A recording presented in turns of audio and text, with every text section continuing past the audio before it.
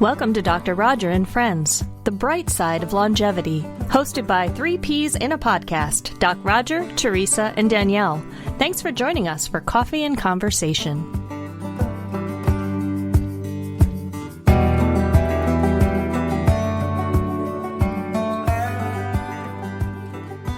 Penny Cook is a fierce advocate for older adults who has dedicated her career to changing the aging experience. With a bachelor's degree in anthropology and a master's in social work, Penny's past efforts were focused in Colorado through her leadership with the Colorado Culture Exchange Coalition and Colorado Access. Over the past nearly 3 years, she has expanded her influence as the president and CEO of Pioneer Network, which is a nonprofit organization dedicated to changing the culture of aging and enhancing the quality of life for those who live and work in long-term care communities. For more than 28 years, Penny has provided education, training, and advocacy related to the care and support of elders. Penny's greatest passion is helping us all value and respect our own aging, as well as those that we serve.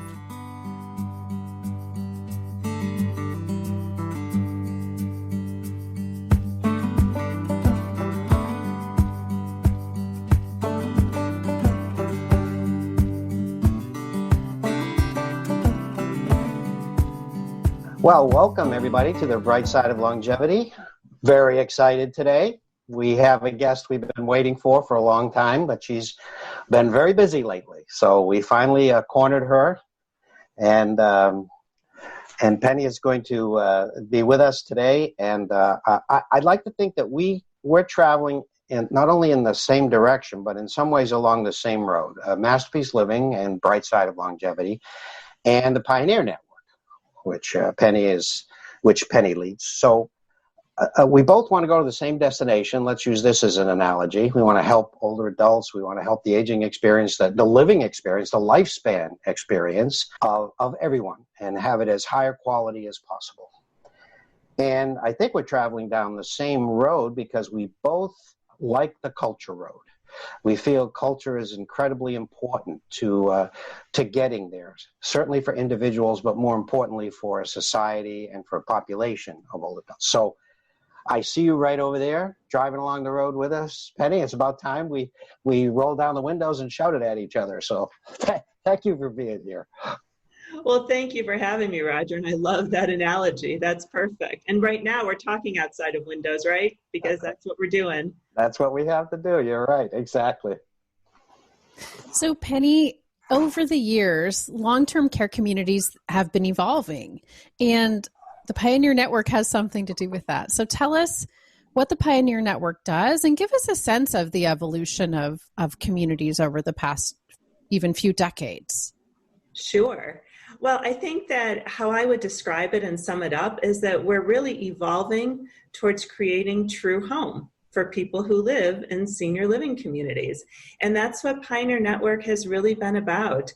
We started 23 years ago. We had a group of founders that were just doing very cool and innovative things in the world of aging services and specifically in the world of nursing home care. Because if you think about it, 23 years ago, nursing homes were really the type of congregate living setting that people would move into if they needed care and support. Assisted living communities were just in their infancy. And people really thought that we needed to create the true home in nursing homes. Nursing homes were originally modeled after hospitals, and we know that hospitals are not places that people would want to live in. And so we had multiple people living in the same room and long corridors and those pictures of the traditional nursing homes. And along with that, we had a system that really didn't think of those places as home. So Pioneer Network for those 23 years has really been working to change the culture of nursing homes. And now as the spectrum of offerings have changed in the world of senior living, we've moved into working with assisted living communities and continuing care retirement life plan communities, really to provide education and training on truly changing the entire culture of those communities. And also we work on the policy side of things too, because we can't change that culture unless there's policies to support that. So we work on the federal and state level to change policies related to senior living as well. Well, fantastic. And you're being very successful at it too. We're trying. So here comes the hard one, the one you expect. During this time of COVID-19, we, of course, have seen some of the statistics and where some of the more severe cases of COVID-19 have been, and many of them are in senior living. And so I know your answer to this, and I know how I feel about it, but I want to ask it from the perspective of someone who's not sure, and they see all these frightening statistics. And so the question is senior living a place to be during a pandemic? Well, you know, Roger, I think it's a great question, a loaded question, and one that, as you said, so many people are asking. And, you know, I want to take the legal route in answering it. It depends. And I say that because I think about those communities that during the time of the pandemic have involved residents and staff members and family members in the decision making that they're asking, that they're needing to make. They're asking for input regarding restrictions, regarding visitation, regarding practices, and they're providing that support and socialization and care, if needed, to the people who live there. And if a community is providing all of those things and wanting my input, I'd say, of course, I'd want to live in that community, just as maybe beforehand I would want to live in that community. But if it's a community that is not involving the people who live there, that are calling that community home, I would say it's not probably a place I'd want to live during the pandemic, nor again before it. So I think that if it's that person-directed, person-centered community, then that's a place I'd want to live during the pandemic or you know, after it. And so it really does depend. And I think it's just like any sort of service that we actually get involved in life. You know, we decide if it's something that is of good quality or it's something that's not. So inherent in your answer, which was an excellent answer, is something that I think is very important, that the fact is all senior living communities are not alike. And during this challenge, there have been those who've risen to the challenge, have been very disciplined, caring, and sometimes having to make very courageous decisions that aren't popular necessarily with the families of people who are living in senior living community. But I think those who are willing to do that and who really are committed to the quality of life and the health of their residents, I think they did very well. We have many, many terrific success stories between us. I know we do. Mm-hmm. So good point. You know, don't put them all in one basket and think that maybe the worst story you had is indicative of all of the communities. We have some excellent outcomes from this in some of our communities. Well said. So one thing I've noticed since the quarantine has begun, we've seen frontline workers being recognized and celebrated as they should be, you know, your hospital staff, truck drivers, grocery store employees. But we don't see that in long-term care as much. Why are they not celebrated in the same way, do you think? Well, I think it's a great question. And again, I think that what's happened is that this time that we're in with COVID-19 has just magnified some of the existing issues that we've seen in senior living. And unfortunately, I think that historically, we've had a negative view in our society of senior living. And this starts with what I was talking about before with nursing homes. So many times we looked at nursing homes as places that people would go to die. And I think that attitude about nursing homes has carried over a bit, and unfortunately has carried over a bit in senior living, along with the fact that I think we're a very ageist society overall. And so we don't necessarily value growing older. We don't necessarily value elders. And unfortunately, I don't think we place the same value on the people who work with older people and all of us who are aging. And so I think that plays into it. And we've seen so many media reports about some of the negative things that have happened in senior living communities during this time of COVID-19. And Roger, as you pointed out, one community is not all communities. And we know that sometimes that those negative reports are a bit sensationalized in the media. So I think we lump senior living staff members, into that same group, unfortunately. And we know that it's so unfortunate because they are such caring, compassionate people. And I think that if we have to do it, we have to do it. We have to make it this intentional that we recognize them. If the rest of our society, if our country's not going to recognize them as much, then it's up to all of us that are working in senior living to make sure that we do that.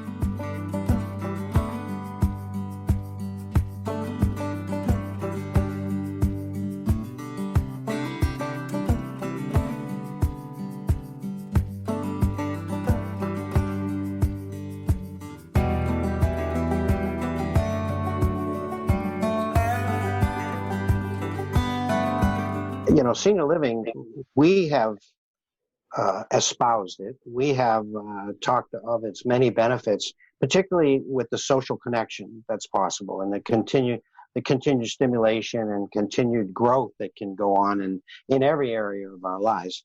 But in this time of a pandemic, that congregate living sort of thing puts everyone at high risk. We saw it in universities, we saw it in the military and on ships, and it wasn't senior living. It was any place where people were together. And there's tremendous benefits to that social connection. We see it every day, don't we, Penny?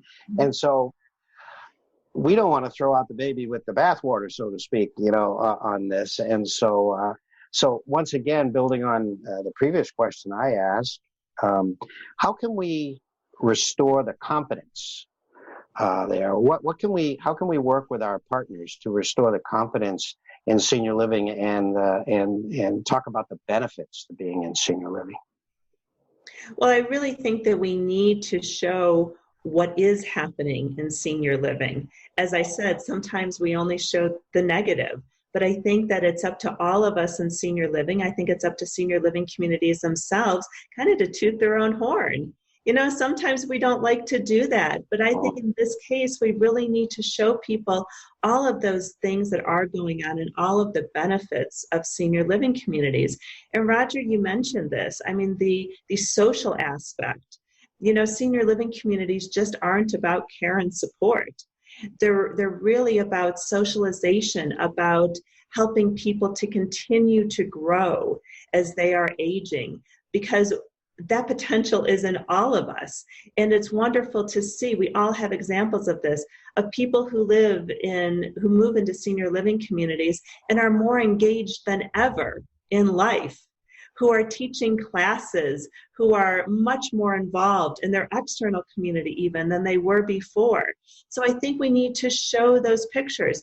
And I also go back to what I said before. I think that those communities that have transparency and open and honest communication, they're not going to need to restore the trust of anyone because they've been doing this all along. I think they just have to continue that. And for those communities that have been more challenged, I'd say that this is a lesson learned, that this is a way to restore trust. There are some very, very good communities that have had outbreaks of the virus within their communities, but it really depends how they've handled it. When they've alerted everyone and informed everyone, I think we know in our own personal experiences that mitigates so many things. And it makes people feel so much more comfortable and trusting of where they're living. And I just think that's incredibly important during this time and moving forward as well. I've heard tremendously positive stories from residents about how happy they were to be in senior living during this time, all the time, but particularly in this time. And you're right, we should toot that horn. So good. So speaking of, Penny, what are some of the positive things that you've seen and heard happening in senior living during these times? And then second part is, how do we continue to enhance those as we move forward? There have been so many stories that have come out during this time. And I think that what I've been most impressed with is the compassion and the care and the patience and the service of staff members, but also of residents in senior living, of family members, and people outside those communities as well. The unity of people coming together during this time has just been amazing to me. I look at the village of Park Springs, a life plan community in Georgia, and their staff, they decided that the best thing that they could do is sort of isolate together. And what that meant is a community. And so the staff moved in to Park Springs, and they stayed with the residents during this time. Wow. And just picture what that has created, this family of Park Springs. It's not an us and them, it's all of us being together. And then they switched. I can't remember how many weeks that they all spent together, and then a new group of staff members moved in. We have a former board member who lives in a CCRC in Northern Virginia, and I've been talking to him. We've been emailing on a daily basis. And one of the things that he said is that the staff members now are like family. That they decided during this time that they were going to develop a garden for their whole community. And so the staff and the residents got together and they started gardening. And it was just an activity that they could do during this time. And it was something that they all could enjoy. But I think the other amazing thing I've seen is great creativity and ingenuity that has come out of this from staff, from residents, from communities in general. I mean, it's been amazing the different things that people have done to make sure that connection is maintained. And I think that that's what senior living does. I think that we have a group of such resourceful people who live in senior living and who work in senior living, and that needs to be celebrated. But the trick is going to be how it continues, because we all know that, we're a little flighty at times, and we can move from one thing to another, and what was great yesterday isn't great today. And so I think we really need to look back on those things that we've done, those things that have worked, those things that have brought us together, and make sure that we are very intentional in moving forward with those. And I think it can be done. I think this has showed everyone that we're more flexible than we thought, and we can adapt more than we thought that we could, and we can embrace change and look at it as a positive. So we just need to remember those lessons. Brings a whole new meaning to we're all in this together, doesn't it? It really does. It really does. And I think that you're right, Roger. There are a number of different congregate living settings out there, or congregate living arrangements, whether it be college students in dorms or senior living. But I think that in senior living, we have just seen everyone come together. It's so interesting because we're all about getting people physically together because we know the benefits of that. And that's all we've ever done, really. At least that's the ultimate goal. The end game is to get people physically together and interacting. So I feel like there's never been a time where we've had to be more creative to keep people socially connected but physically distanced. Like we've never had to be this creative ever. I totally agree. And back to something else you said, I have always been impressed how people who work in senior living, the associates, that is not a job for them. That is a calling. It is clearly a calling. So you have very, very special people who we see can be in it together and be creative. I just love that, hearing that they moved in and created like that family environment and are gardening together. That just, I don't know, gives me goosebumps. So you had mentioned this earlier. You really like organizations that are bringing the residents, the team members, the family members into the decision making. So how do we balance the rights of people who are living in senior living communities with some of the risks we're seeing with the virus? I think that is the challenge. I think that first and foremost, obviously, communities need to look at the federal guidelines from the CDC, CMS, if applicable to them, the Centers for Medicare and Medicaid Services, and then their local and regional and state health departments for guidance. But beyond that, I think they really need to look at what's going on in their community. we partnered with Plaintree to develop a set of person-centered guidelines for family presence. And one of the reasons that we did that is because we really wanted to make sure that everyone was remembering the people who live in these communities. And as you said, to have their voice involved. But one of the things we also said is not every city is the same. Not every state is the same, and what's applicable in one city is not applicable to another, because we know that the virus is hitting geographic areas differently. So I think you really need to assess what's going on in your own neighborhood, in your own city, and start there.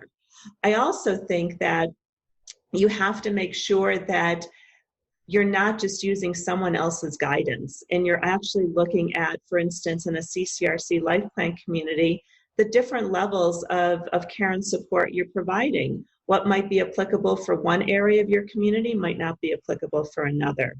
So I think that that's very important, in not using a one-size-fits-all approach.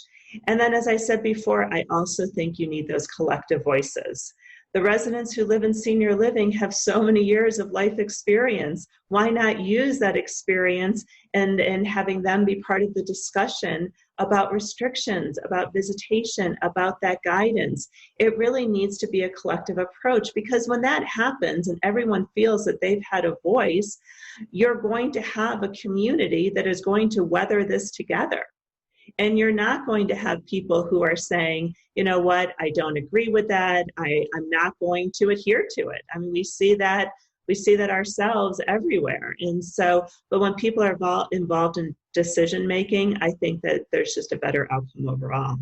Well, I think that particular point that you just made regarding asking older adults for their input, I think that's symptomatic of what we have been doing in our society, is marginalizing our elders and all this human capital and all this wisdom, which previously we never pushed to the side. We used it to guide us. And why didn't we do it this time? I know you and I both know communities that did do that very successfully and do it every day. But that is a major point, I think, and probably one of the major positive features of living in senior living. Certainly the ones that we partner with and the ones that see themselves as greater than just taking care of people. And it is about quality of life. Well, Penny, you have infused us with a great sense of optimism and positivity and for the road ahead. We appreciate that. You do that every day. That's why we asked you to be on. And today was no exception, except it was exceptional. And we thank you for that. And Danielle, I know they're going to want to get in touch with Penny and find out more about the Pioneer Network. Absolutely. Penny, if you could share how they can get in touch with the Pioneer Network, and we'll also make sure we post any links to our description of this podcast. So how can they find you in the network? Of course. So you can always visit our website at pioneernetwork.net. And then anyone can contact me at penny.cook@pioneernetwork.net as well. I'm always happy to take questions or comments from people and start a discussion, especially about these types of issues. Well, I look forward to traveling down this road some more, Penny. Thank you for being with us today. You've been listening to Dr. Roger and Friends, The Bright Side of Longevity. If you like the show, please rate and review, and be sure to click to follow.